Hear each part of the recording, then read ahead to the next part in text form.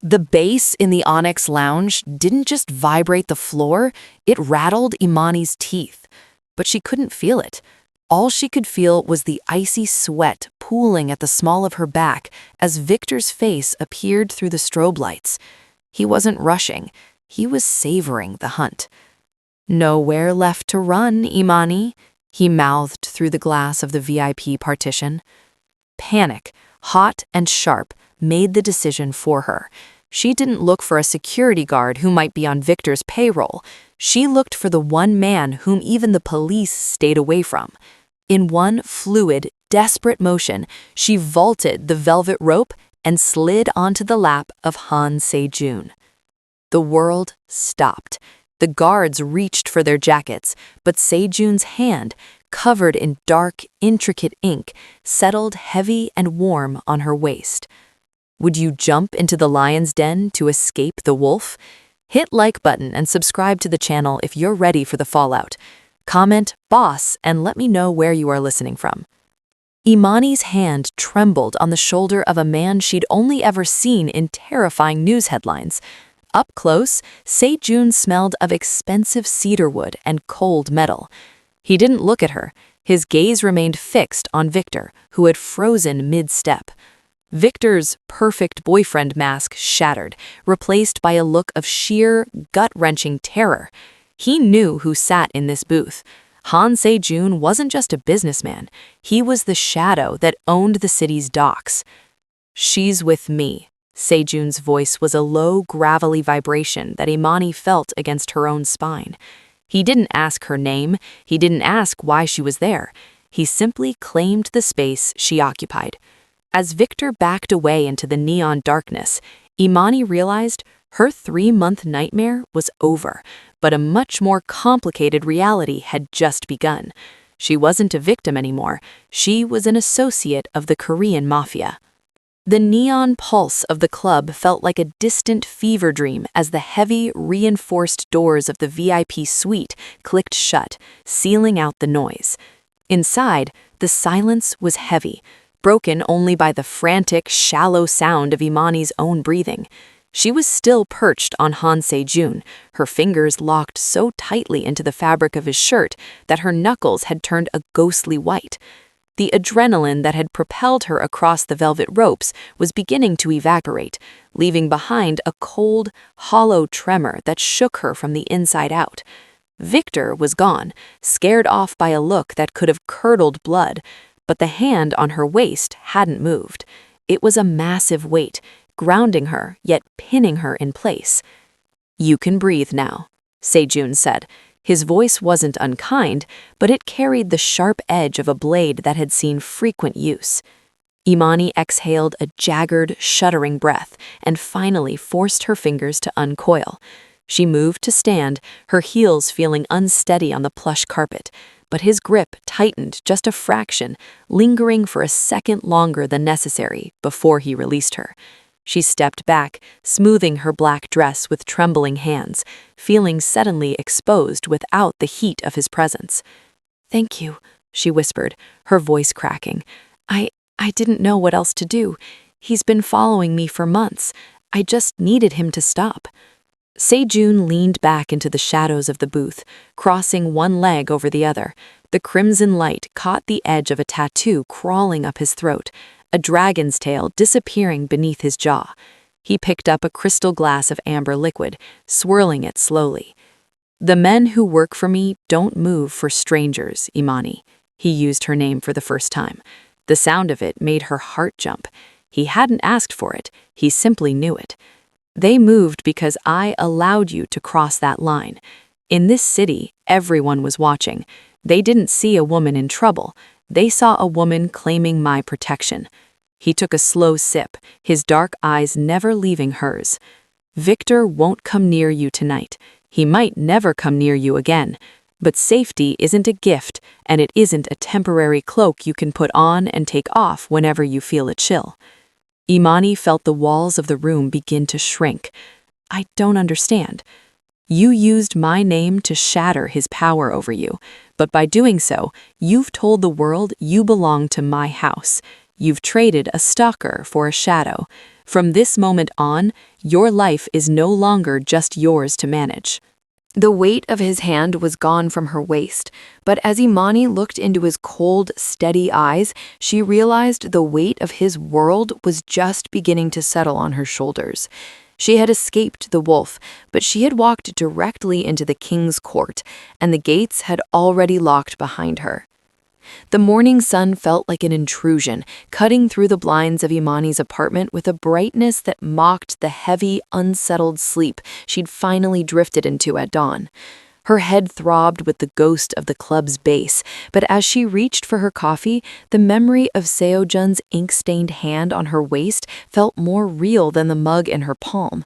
She tried to tell herself the previous night was a fever dream, a desperate theatrical performance that ended when she hailed a cab. She was an architect. She lived in a world of blueprints and load-bearing walls, not blood debts and shadows. She dressed in her sharpest power suit, a crisp cream blazer and trousers, hoping the structure of the clothes would give her the backbone she felt she'd lost. She needed the office. She needed the quiet scratching of pencils on vellum and the mundane stress of building permits. She needed to be Imani Clark again, the woman who designed skylines, not the woman who hid in VIP booths. But the illusion shattered the moment she stepped onto the sidewalk. A black sedan, its windows tinted to a mirror finish, sat idling at the curb. The engine gave a low, predatory hum that set her teeth on edge. As she approached her own car, the rear door of the sedan opened. A man stepped out, broad-shouldered, wearing a suit that cost more than her first car, with a coiled alertness that made the morning air feel suddenly thin. He didn't move toward her. He simply stood by the open door, his hands clasped in front of him. "Ms. Clark," he said, his voice as flat as a dial tone. "Mr. Han requested we ensure your commute is uninterrupted." "I have my own car," Imani said, her voice sounding thin even to her own ears. "And I have a life. Tell Mr. Han that I appreciate the help last night, but I can take it from here." The man didn't blink. "The car is for your safety, Miss Clark, not your convenience." She ignored him, walking to her vehicle with a forced stride, but the sedan followed her through every red light, a silent obsidian shadow. When she pulled into the parking garage of her firm, the sedan was there, claiming the spot directly beside her. When she reached the lobby, she saw another man, younger, with a jagged scar through his eyebrow, leaning against the marble pillar near the elevators. He didn't say a word, but as he stood up and followed her toward the gold-plated doors, the realization hit her like a physical blow. Seo-jun hadn't just offered her a shield, he had built a cage. As the elevator doors slid shut, reflecting her own pale, wide-eyed expression, Imani realized that Victor was no longer her biggest problem. She had sought a sanctuary, but she had accidentally signed away her right to walk alone. By noon, the quiet hum of the architecture firm had turned into series of jagged whispers. Imani sat at her drafting table, but the clean lines of her latest skyscraper design blurred before her eyes. Every time a colleague walked past her glass-walled office, they lingered just a second too long, their eyes darting from her to their phone screens. The first notification arrived at 10 a.m., a link to a blind item on a local industry blog. By 11, it was a full-blown wildfire on social media. Victor wasn't just a stalker, he was a master of the subtle, character-killing lie. There were photos of her from the night before, cropped to hide Seo-jun's face, but highlighting her seated on a powerful man's lap. The captions were poisonous, painting her as a woman who used her body to secure high-end contracts, a social climber who had traded her professional integrity for the protection of a known criminal. "He's erasing me," Imani whispered to the empty room, her chest tightening. Victor knew he couldn't touch her physically anymore, not with the obsidian sentinels guarding her door, so he was dismantling the one thing she had spent a decade building, her name. She didn't hear the door open, she only felt the sudden shift in the room's temperature. It wasn't the guards this time. Han Seo-jun stood in the doorway, his presence sucking the oxygen out of the office. He looked out of place among the white models and balsa wood structures, a dark stain on a canvas of perfect order. He didn't look at the drawings. He looked at the tablet on her desk, where a particularly nasty comment about Imani's extracurricular methods was highlighted. "He is loud," Seo-jun said, his voice a low, dangerous rumble. "He's destroying my career, Han," Imani snapped, the fear finally giving way to a raw, stinging anger. "I worked for years to be respected. In an hour, he's turned me into a punchline. What are your guards going to do about a tweet? You can't shoot a rumor." Seo-jun stepped closer, his shadow falling over her blueprints. He reached out, his thumb tracing the line of a structural beam on her drawing. "In my world, a man's word is his currency. To steal a reputation is the same as stealing blood. You think he is clever because he uses a keyboard instead of a knife." He looked up, and for a moment, Imani saw a flash of something ancient and terrifying in his gaze. "Victor believes he is playing a game of PR. He does not realize that when you belong to my house, an insult to you is a declaration of war against me. He thinks he is burning your bridge. He doesn't see that I am about to burn his entire world." He turned to leave, but paused at the door. "Watch the news at 5, Imani. I don't negotiate with ghosts. I exorcise them." The 5 o'clock news didn't just report a story, it chronicled a massacre of Victor's credibility. By the time Seo-jun's sleek black town car arrived to collect Imani, Victor's primary investors had pulled out, citing a moral turpitude clause, and the very blog that had hosted the smear campaign had issued a public, terrified retraction. Seo-jun hadn't used a knife, he used the law and the ledger like a surgeon. "You look tense," Imani said, as Han Seo-jun slid into the leather interior. He was dressed in a charcoal suit that looked like armor, his collar open to reveal the ink that marked his throat. "I'm waiting for the other shoe to drop," Imani admitted, her hands folded tightly in her lap. "Where are we going?" "A beginning," he replied simply. They didn't go to a dark alley or a smoky warehouse.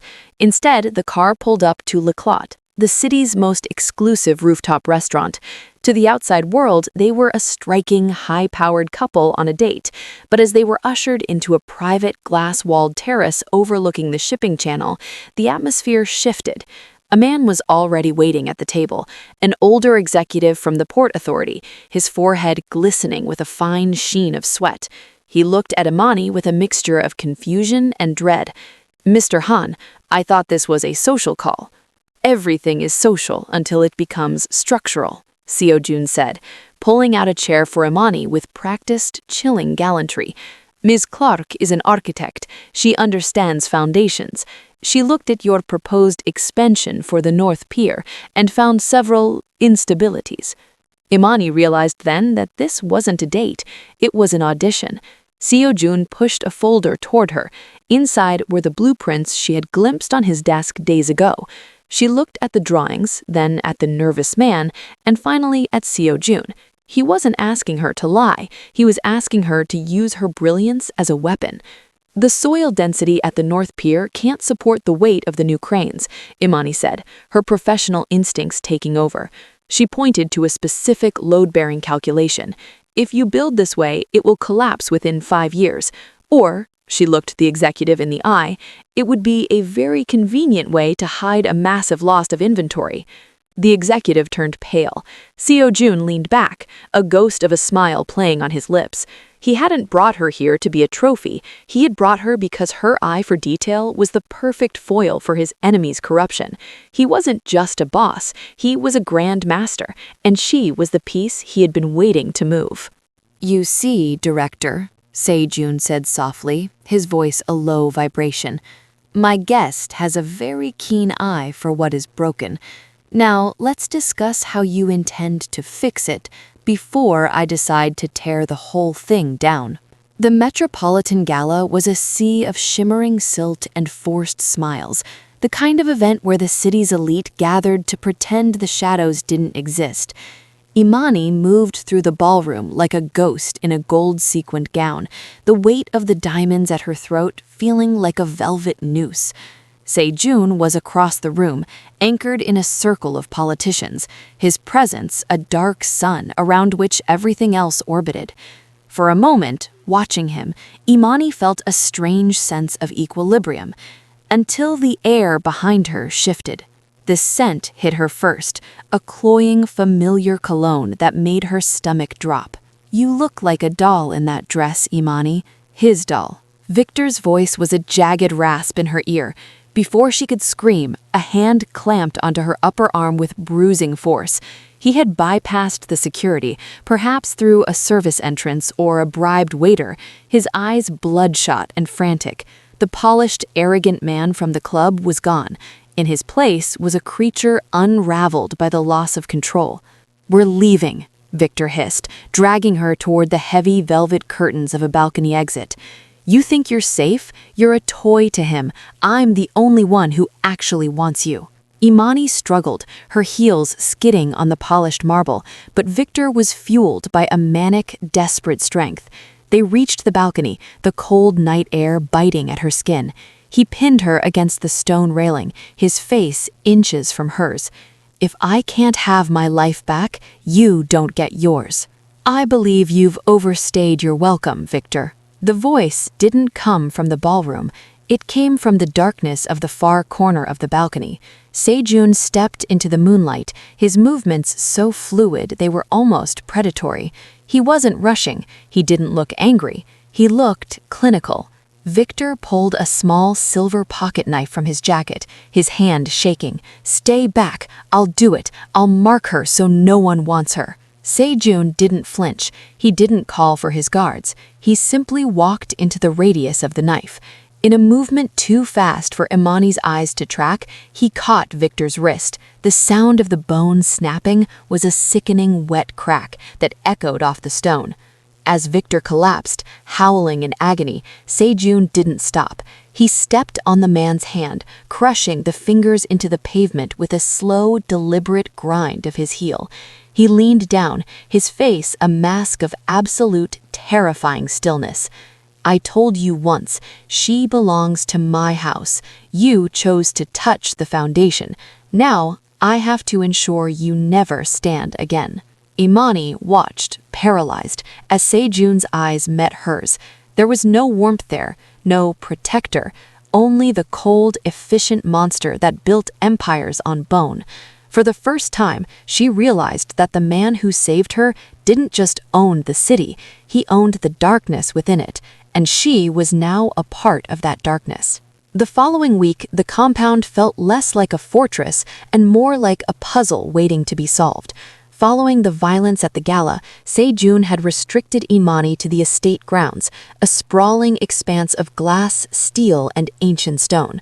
To anyone else, the security was flawless, a grid of cameras, motion sensors, and silent men with earpieces. But Imani didn't see the men, she saw the geometry. She spent her afternoons in the library, a room with floor-to-ceiling windows that overlooked the perimeter wall. With a sketchbook in her lap, she began to map the estate, not as a resident, but as an architect. Her eyes traced the blind spots created by the ornamental hedges and the way the shadow of the guest house masked the service entrance for 30 minutes every evening during the sunset shift change.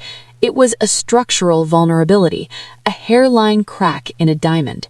"You're not drawing buildings," a voice remarked from the doorway. Imani didn't jump. She was becoming accustomed to Sejun's silent arrivals. He walked over, his shirt sleeves rolled up to reveal the black ink that stained his forearms. He looked down at her sketches, a detailed overlay of his security routes integrated with the estate's topography.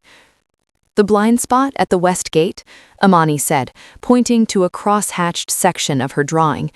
"If someone approaches from the ravine during the light transition, your cameras are washed out for 45 seconds. And these stone pillars in the foyer, they look grand, but they offer a direct line of sight from the upper mezzanine to your desk. You're exposed every time you sit down to work." Sejun went still. He leaned over the table, his fingers tracing the lines she had drawn, with an intensity that made the air feel electric. He wasn't offended, he was captivated. For the first time, he looked at her not as a woman he had claimed, but as a mind he had underestimated. "My security team is trained by the best military minds in the country," he said softly. "They're trained to fight people," Imani countered, her confidence steadying her voice. "I'm trained to understand space. You've built a fortress that assumes everyone plays by your rules. I'm showing you where the house itself is working against you." Sejun looked from the paper to Imani, his obsidian eyes searching hers. A slow, dangerous respect flickered there. He realized that the woman he had brought into his world wasn't just a guest to be guarded, she was a strategist who could see the invisible threads of his empire. "Fix it," he commanded, though it sounded like an invitation. "Redesign the perimeter. If there are holes in my world, I want you to be the one to seal them." In that moment, the power dynamic shifted. Imani wasn't just a refugee in a gilded cage anymore. She had found the blueprints to her own survival, and she was beginning to realize that in Sejun's world, being useful was the only true form of safety. The silence of the estate was no longer a comfort, it was the breath held before a scream. While Imani worked on the new schematics for the compound, a different kind of architecture was being built in the city's underbelly. Victor Langston, stripped of his wealth and his dignity, had become a man with nothing left to lose, the most dangerous kind of ghost. Driven by a scorched earth spite, he had crawled to the only people in the city who hated Han Sejun more than he did, the Kim Syndicate. Victor didn't have muscle, but he had a stalker's eye for detail. During his months of obsessing over Imani, he had tracked more than just her movements. He had charted the black sedans that shadowed her, the delivery schedules to the estate, and the specific shipping lanes Sejun used to move his silent capital. He traded these secrets for a seat at a table of wolves, turning a personal vendetta into a corporate execution. The first sign of the shift came at 3 in the morning. Imani was startled awake not by a sound, but by the sudden, eerie absence of the estate's ambient hum. The exterior floodlights had cut out, plunging the bedroom into a thick, suffocating ink. She found Sejun in the command center, his face illuminated by the ghostly blue glow of the backup monitors. He was dressed in a simple black tactical shirt, his jaw set in a hard, uncompromising line. On the screens, thermal signatures were blooming like poisonous flowers along the northern perimeter, the very spot Imani had identified as a weakness. "It's not Victor," Imani said, her heart hammering against her ribs. "Victor was the key," Sejun replied, his voice a low, lethal vibration. "The Kim Syndicate is the hand turning it. They aren't coming for you anymore, Imani. They're coming for the Empire, and they're using your ghost to find the way in." The stakes had mutated. This was no longer about a woman being followed through a club. It was about a territorial war that would leave the city burning. Victor had escalated his obsession into a gang war, betting that the Kims could do what he couldn't, kill the king and claim the prize. Sejun turned to her, and for the first time, he didn't tell her to hide. He handed her a secure comms unit. "The sensors you recalibrated are the only reason we saw them coming. Stay on the internal feed. If they breach the second layer, I need your eyes on the structural blind spots. You're not just a guest tonight, Imani. You're the navigator." As the first concussive blast echoed from the far gate, Imani realized the normal life she had been mourning was officially dead. She was standing in the center of a battlefield, and the only way out was through the wreckage of the man who had tried to own her. The smell of ozone and gunpowder filtered through the vents as the first perimeter breach shook the estate's foundation. In the panicked heart of the mansion, the staff, housekeepers, chefs, and elderly groundskeepers stood paralyzed in the service hall, their eyes wide with the realization that the high walls of the compound were no longer a sanctuary. To the Kim Syndicate, these people were merely collateral. To Victor, they were obstacles.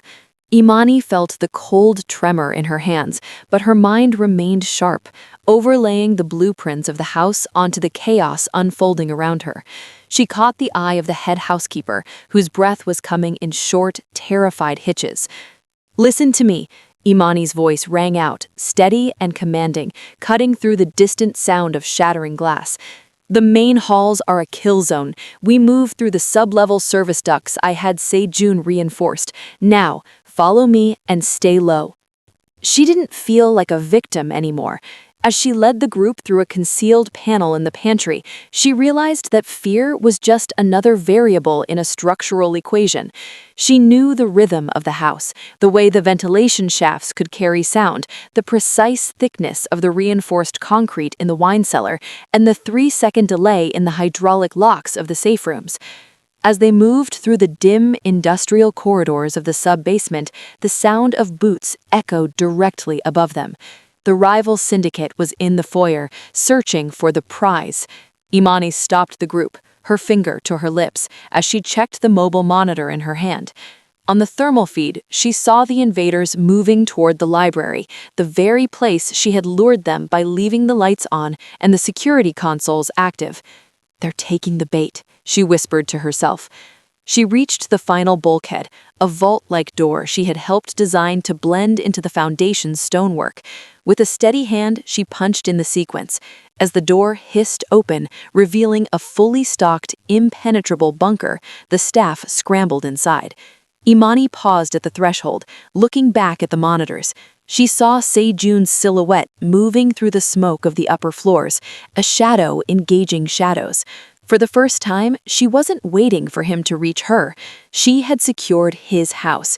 She had protected his people. She had taken the space she was given and turned it into a fortress. She closed the heavy door, the click of the lock echoing with a finality that signaled the end of her life as a prey.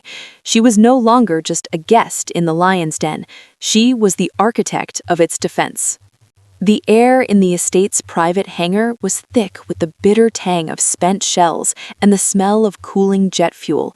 The siege was over, but the silence that followed was more suffocating than the gunfire.